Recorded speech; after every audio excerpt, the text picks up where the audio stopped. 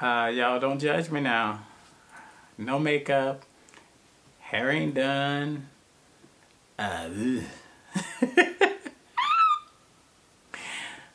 Despite all that, it was a wonderful day here in Napa.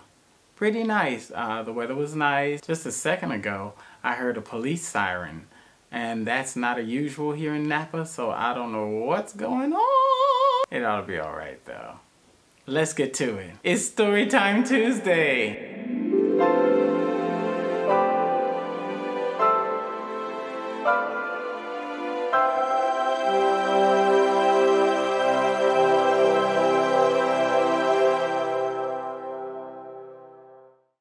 So as you can tell by the title, this video is about how I became vegan. I've been vegan for about 25 years now. So this story is from quite a while back. So this was back in the day when I lived in Los Angeles, a little before I started touring with Celine Dion. So as a little backstory, I had a good running buddy who was, we'll call him Johnny. And he had found the woman he wanted to marry. Their wedding ceremony was an African-style wedding ceremony. And in this ceremony, the best friend, which was me, to the guy, would give the guy away to the woman. And she would have her best friend give her away to the guy. And in giving away, you have to make a speech. So I had to give a speech that talks about who he is and how he should be treated, and kind of what I would expect from her for him. And her friend would say do the same to him for her, which was really cool. And the rest of the ceremony was where you actually turn to the community and ask the community to be a part of this marriage and in helping them stay together and helping them love and treat each other right. And it was wonderful. I loved the ceremony and I loved them. So now they're married and they're all happy and they're doing fine. And finally, they go and they buy a house. He had a little weight on him, and so he was concerned about that and wanted to lose weight. His new wife was now like, oh, well, here's some things we can do in a very healthy fashion that would keep us both healthy, and you would also be losing weight during that time, which was a great idea. So they went about doing these things. Well, they finally came to me to tell me, you know, hey, we're doing these wonderful, healthy things. You might want to get involved. Now, mind you, at that time, I was healthy, or what I considered healthy at the time. I was eating what we said then was chicken and fish, which meant poultry and seafood.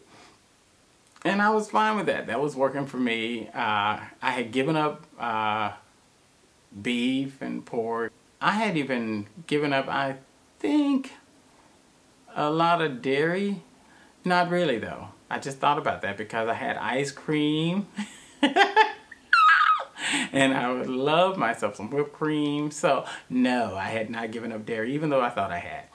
But I had given up beef because beef was just making me really like, it's not working for me. I kept getting a lot of mucus and getting really bad colds and what have you.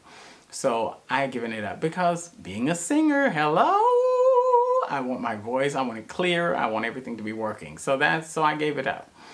And I was fine with that. That was working for me. So now they're talking about getting healthier. And I thought, hey, healthier is great. I'd love to do that. So I'm like, okay, what's happening? What are you guys doing? And so they were like, oh, well, what we're doing is, you know, we see this guy and he gives us, you know, these vitamins and, you know, all these extra stuff, and we take this stuff, and it's really cool, and it's great, and it's wonderful. And I was like, oh, wow, that's pretty good, you know. And they were like, you need to go see him. You need to go see him too. In fact, we're going to be going to see him, and you can go with us, and, you know, we'll set you up an appointment. You just get an appointment, and we'll all go together. And, of course, these are my friends. I'm in LA. Hello, this is going to be wonderful. We're going to go see this person. I'm like, great. This person who we were going to see it was a house.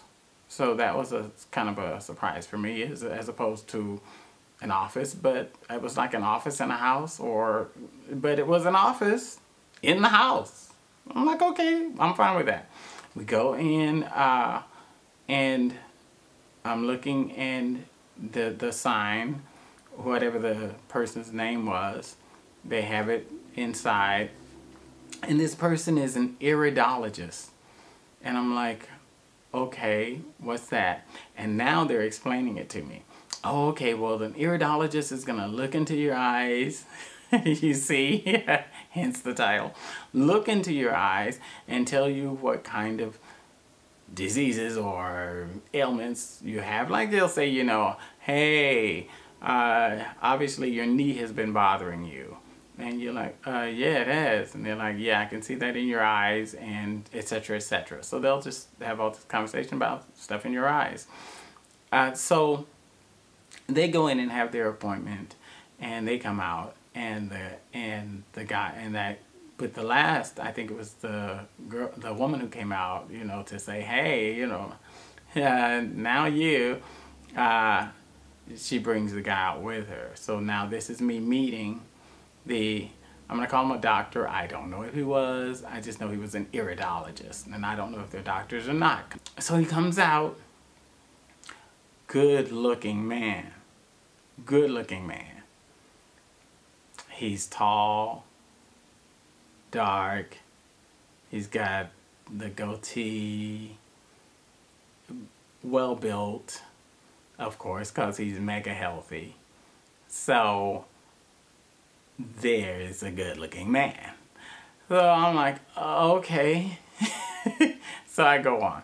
So I go into the office with him, and in his office, he has this, you know, like when you go to the eye doctor or the, what do you call them?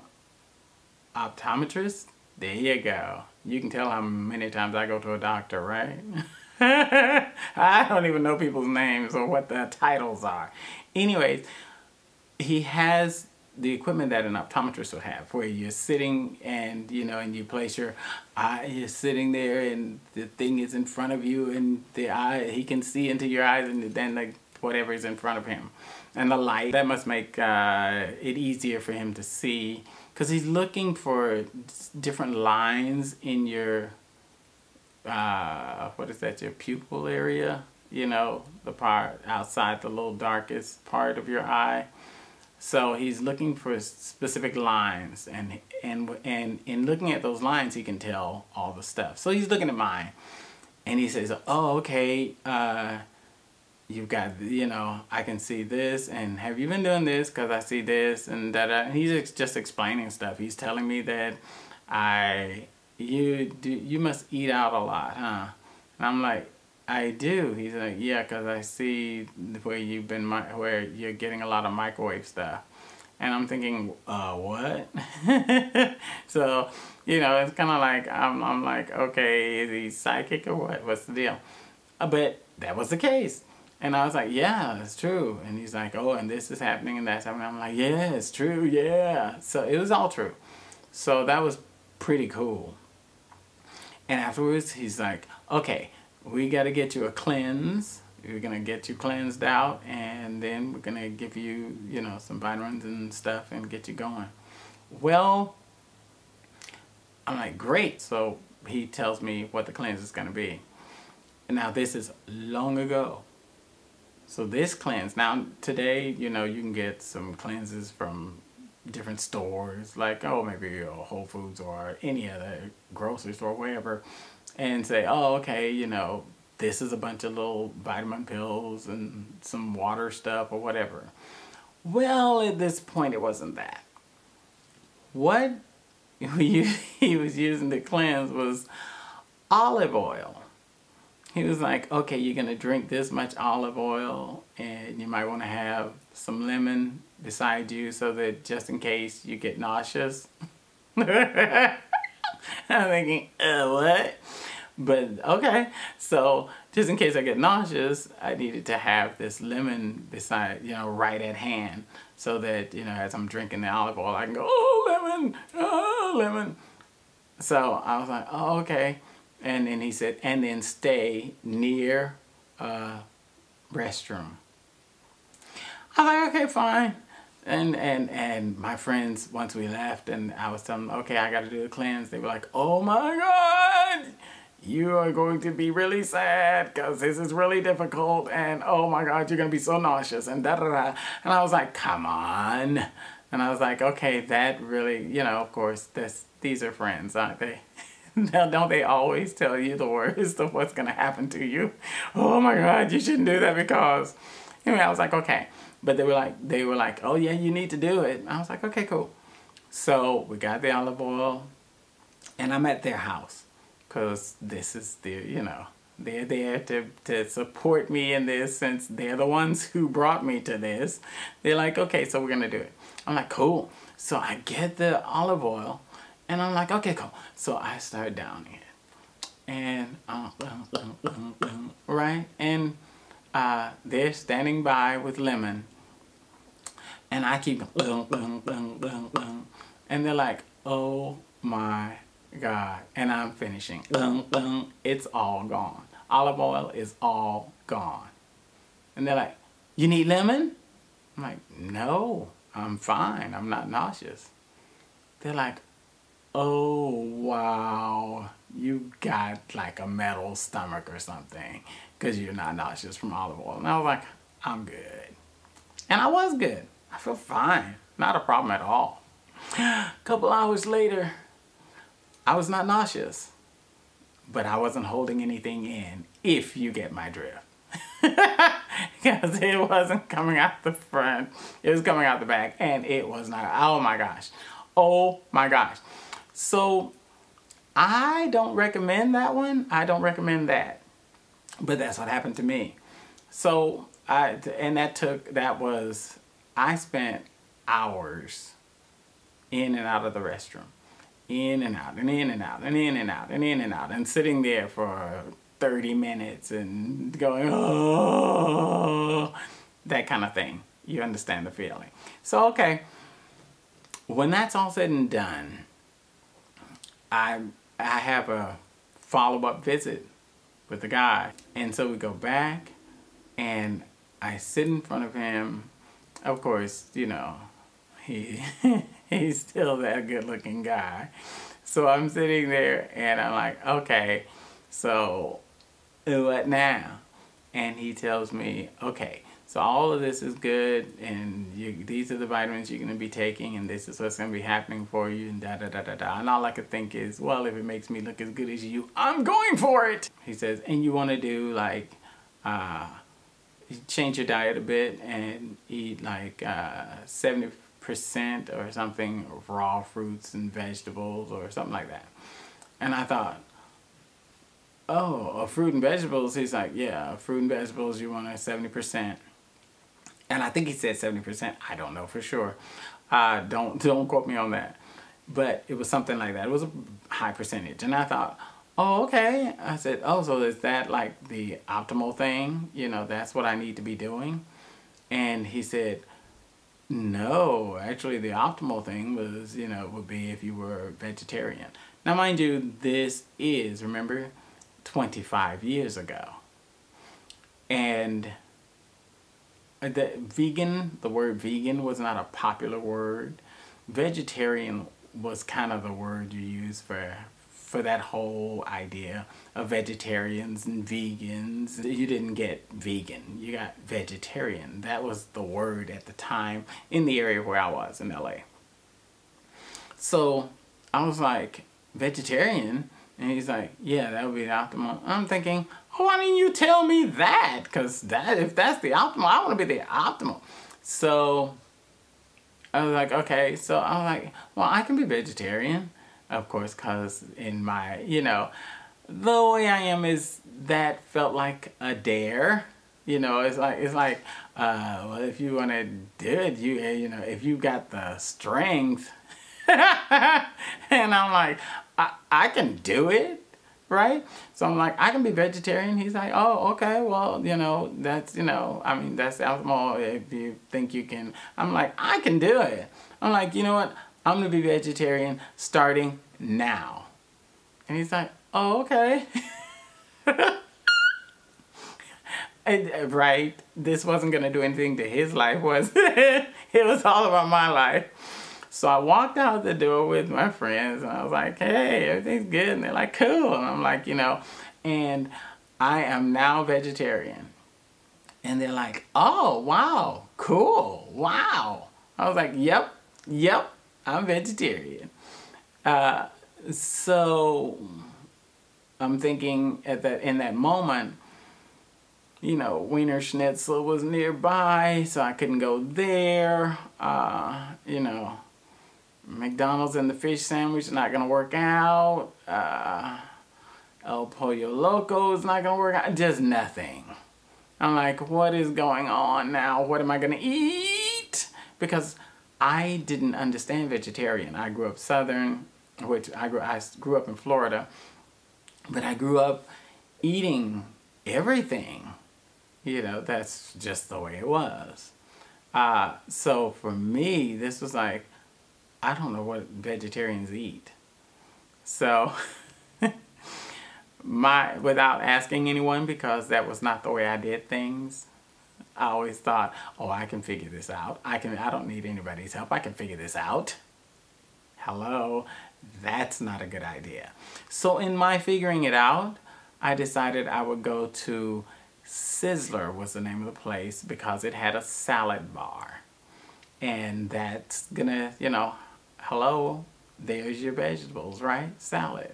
Because I thought in my head that I couldn't eat anything cooked.